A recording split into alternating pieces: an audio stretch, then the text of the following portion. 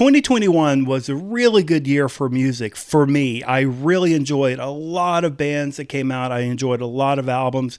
And what I would like to do is rank my top 10 favorite albums that came out this year. But stay tuned till the end, because there's one artist that I really, really like that I found this year that didn't release an album this year, but I am now a true fan of this person. So stay tuned to the end, find out who that is.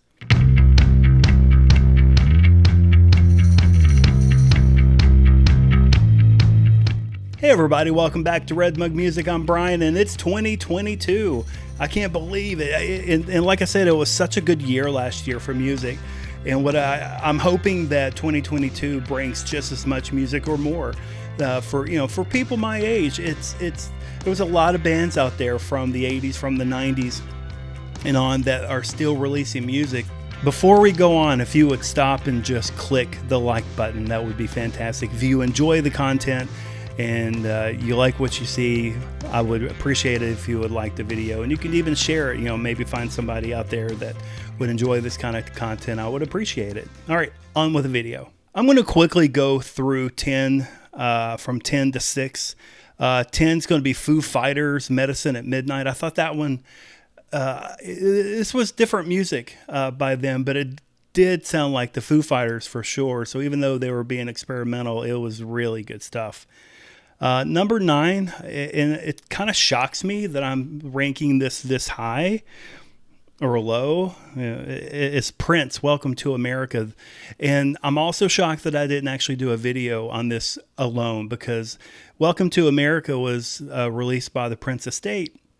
And this was an album that he decided not to release years ago, over 10 years ago. And they just finally released it. And it's a really good album. I actually got it on vinyl. It's good stuff. Number 8, I chose John Mayer with Sob Rock. If you like John Mayer and if you like 80s music, this is the album for you. This is so true because I don't know how old John Mayer is and how much he would remember from the 80s, especially like the early to mid 80s. But he nailed this. This is a fantastic album, so check it out. Number 7 is The Pretty Reckless. It's an album called Death by Rock and Roll. We just got done with Christmas, and if anybody watched the movie, How the Grinch Stole Christmas with Jim Carrey, everybody knows that Cindy Lou Who is actually the lead singer of The Pretty Reckless. But she's older now, and she's making albums, and they're really super good. Number 6 is a band called the Blue Stones. I just happened upon this album, I think because of Apple Music. The name of the album is called Hidden Gems, and it actually is a hidden gem. This is a very good album to check out, so you should do that. All right, now let's cover the top 5. These are my favorite top 5 albums of the year. Starting with number 5 is Royal Blood with Typhoons. Royal Blood are an English rock duo formed by Mike Kerr, which plays the bass and vocals, and Ben Thatcher in Worthing, England in 2011. Their sound is anchored by Kerr's unique bass playing style, which sees him using various effects pedals and amps to make his bass guitar sound like a standard electric guitar and bass guitar at the same time. Their self-titled debut album was released in 2014, and their second album, How Did We Get So Dark, following in 2017. And this one, their third one, Typhoons, was released in April of this year. And this was like a breath of fresh air for me. I thought it was very good. I found it on Apple Music. I think a song dropped on new rock songs of the year, and it was so good. And I remember after I heard the song, I just kept listening to it and listening to it and listening to it, waiting for the album to drop, and it just seemed like forever before it actually did. But once it did, I was very happy. So Royal Blood, Typhoons, number 5. My 4th favorite album was Mammoth WVH, which everybody knows as Wolfgang Van Halen, which is Eddie Van Halen's son. Now, he gets a lot of shit on Twitter. A lot of people give him a hard time about, being the son of a famous dad, and it's not his fault. But the thing about it is, it's good stuff. Listen to the album, and listen to the quality. It's really good quality. It doesn't sound like Van Halen. It doesn't need to sound like Van Halen. This guy can play guitar, he can play bass, he can play drums. His vocals are astounding. Wolfgang Van Halen is the total package, and I hope he is here to stay. And he is my number 4 album of the year. My number 3 album is so exciting to me. This is such a blast from the past, except this band's not from the past. They just sound like the past. It's Dirty Honey. And if you've not heard of this album, it's also called Dirty Honey. Imagine Aerosmith, Black Crowes, maybe some Winger in there, but with all like a new sound, with all the modern equipment and modern instruments, and it is absolutely astounding. I absolutely love this album. There's 2 different albums that they have out, but one was released this year. You should check it out. This is very good production, very good singer. The lead singer is so great. His name is Mark LaBelle. Every time I listen to this music, I just smile because it's so good. And like I said, this band is fantastic. If you like, harder rock, just rock music in general, and if you're especially if you listen to the music from the 80s, check out Dirty Honey.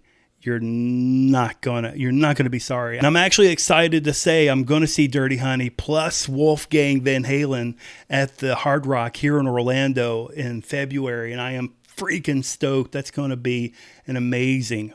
It's just going to be such a good concert. If you want to go, check online and see if there's anything available. There's got to be. The seats were actually kind of cheap. I was very excited to buy very good seats at the Hard Rock. So I don't know if it was just because it was at the Hard Rock or what, but I'm going. I can't wait. My number 2 album of 2021. For all of you that have been following this channel this past year, know that I have covered Duran Duran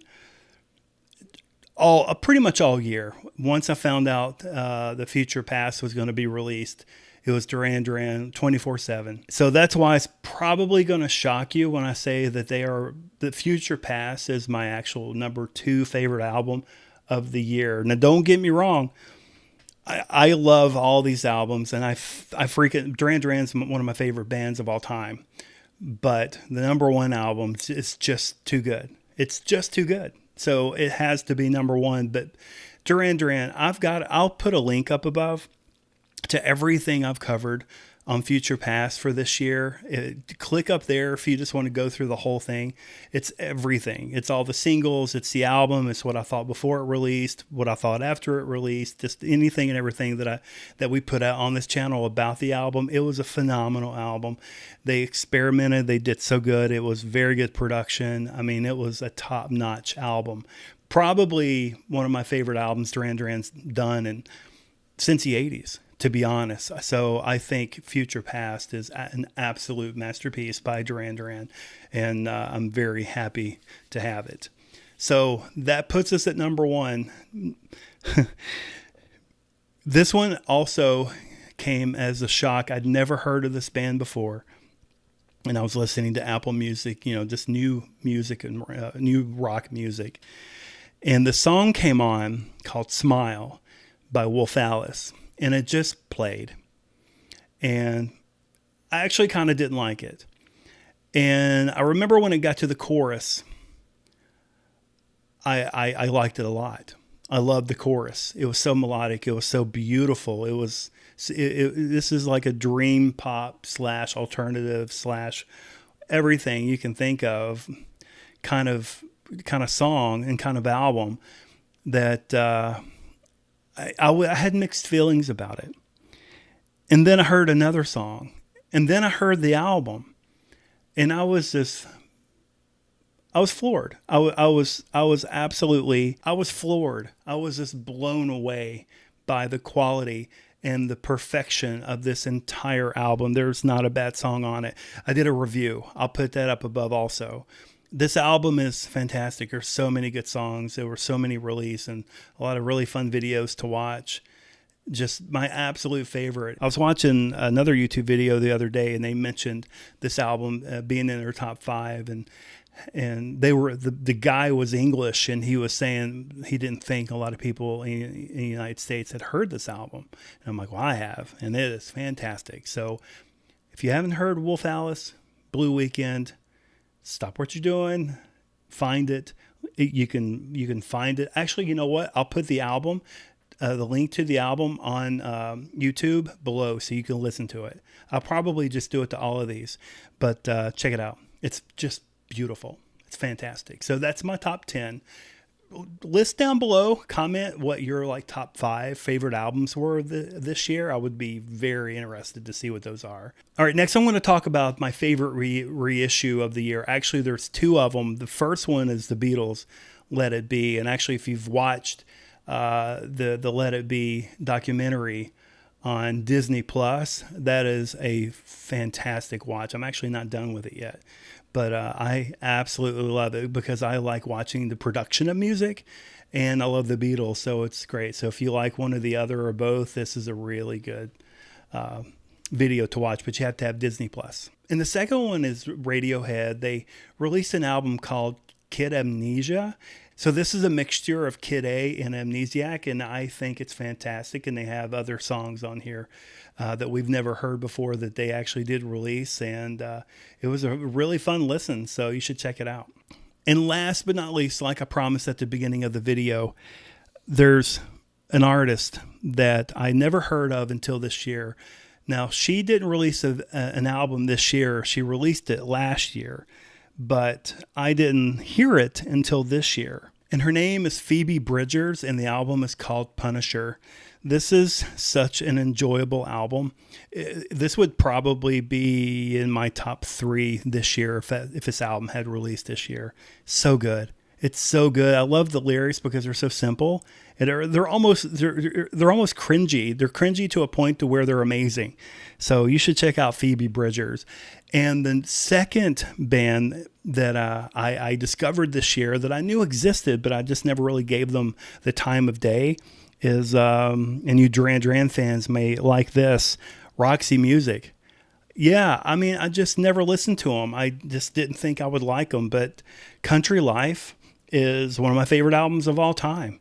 The way that starts out, it's so freaking good. I'd like to do a rediscovery video on Country Life because it's such a good album. So maybe I'll do that. I think that'd be fun. Comment down below any kind of new discoveries that you've had this year pertaining to music.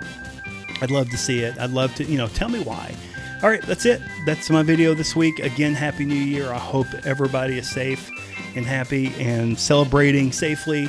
And that's going to be it for my video. So I will see you guys next time.